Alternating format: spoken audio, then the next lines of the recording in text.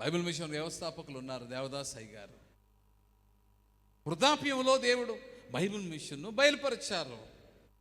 వృద్ధుడు ఏం చేయగలడు అని లోకము తలంచి ఉండవచ్చు, అయ్యగారు కూడా తలంచి ఉన్నారు. కానీ దేవుడు శక్తినిచ్చినప్పుడు ఒక్కాడవని నీవు వడలిపోవద్దు, నీ ప్రక్కన అనేకులు ఉన్నారని నీవు తెలుసునా, చిక్కవు నీవెవరి చేతికి, సృక్కిపోవని నీకు తెలుసునా. నిజమే,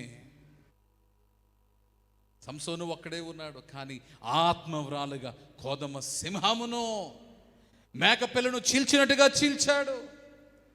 ఈరోజు సంఘము కూడా 12 మందితో ప్రారంభమైంది. 12 మంది 120 మంది అయ్యారు, 120 మంది 500 మంది అయ్యారు, 500 మంది 1000 మంది అయ్యారు. 30వ సంవత్సరంలో 12 మందిని ఎన్నుకున్నాడు యేసుక్రీస్తు ప్రభు. 33.5 సంవత్సరంలో ఆయన సేవను ముగించేసరికి, ప్రభు ఆరోహణం అయ్యేసరికి 500 మంది అయ్యారు. కానీ చరిత్రలో 40వ సంవత్సరం వచ్చేసరికి 1000 మంది క్రైస్తవులు ఉన్నారు. 100వ సంవత్సరం వచ్చేసరికి 10 రెట్లు 1000 మంది 10,000 మంది అయ్యారు. 200వ సంవత్సరం వచ్చేసరికి 10,000 మంది 2 లక్షల మంది అయ్యారు. ఎలా మారుతుంది? 300వ సంవత్సరం వచ్చేసరికి వారు ఇంకా అధికమయ్యారు. 400వ సంవత్సరంలోనికి అడుగు పెట్టేసరికి దాదాపు 1, 2, 3, 4, 5 కాకుండా 10, 25 కాకుండా 30 లక్షల మందికి వారు వెళ్ళినట్టుగా చరిత్రకారులు చెప్తూ ఉన్నారు. సంఘము పరిశుద్ధపరచబడడం మాత్రమే కాదు, సంఘము ప్రతిష్ఠింపబడింది. ఆత్మతో నింపి ఉండడును బట్టి వారు ప్రతిష్ఠింపబడ్డారు. అందుకని వారు చేసింది ఏమిటి? మీరు చూసినప్పుడు వారు ఆత్మ నింపుదలతో, వాక్శక్తితో వారు నిండుకొని ఉండగా వారు అనేకుల మధ్యకు వెళ్ళి వారు ఏం చేశారు? 14వ వచనము, పేతురు 11తో కూడా లేచి నిలిచి బిగ్గరగా వారితో మాట్లాడెను. యూదయ మనుషులారా, యెరూషలేములో కాపురమున్న సమస్త జనులారా, ఇది మీకు తెలియగాక చెవియొగ్గి నా మాటలు వినుడి. అప్పటి వరకు పిరికి వారిగా ఉన్నారు, భయంతో నిండిన వారిగా ఉన్నారు, తలుపులు మూసుకుని ఉన్నారు, ధైర్యం లేని వారిగా ఉన్నారు, చచ్చిన వారి వలె ఉన్నారు. ఎప్పుడైతే ఆత్మ నిండినదో భయము పోయింది, ధైర్యముతో నిండి ఉన్నారు, బలమును తెచ్చుకున్నారు, బిగ్గరగా అరిచారు, బిగ్గరగా కేక వేశారు. అందుకని ఏం జరిగింది?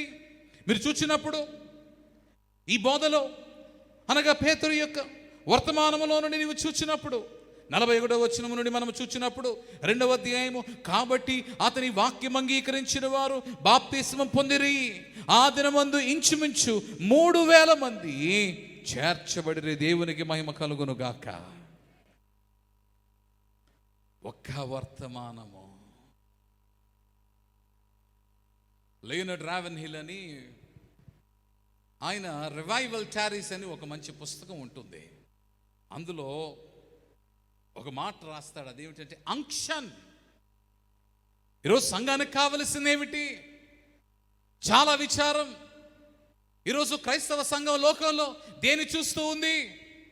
సంఖ్యను చూస్తూ ఉంది. నాకు ఇంతమంది, నాకు ఇన్ని 100 మంది, ఇన్ని 1000 మంది, నాకు ఇన్ని లక్షల మంది. కొందరి లక్ష్యమంతా లక్షలే. కొందరు భవనాలు, నాది ఇంత పెద్ద భవనము, నేను ఇన్ని భవనాలు కట్టించాను, ఎన్ని చోట్ల కట్టించాను. దేవుడికి కావలసింది, దేవుడు చూస్తుంది. సంఘానికి కావలసింది, సంఘములో నింపబడవలసింది ఏమిటి అనగా పరిశుద్ధాత్మ. అందుకని ఆయన రాస్తారు, what the church needs right now is unction. What is unction? అభిషేకము కావాలి, పరిశుద్ధాత్మ అభిషేకము కావాలి. ఈ సంఘములో అద్భుతాలు జరగాలంటే the supernatural ability of God for it to flow into your church, to see the mighty wonders of God, miracles of God, signs of God.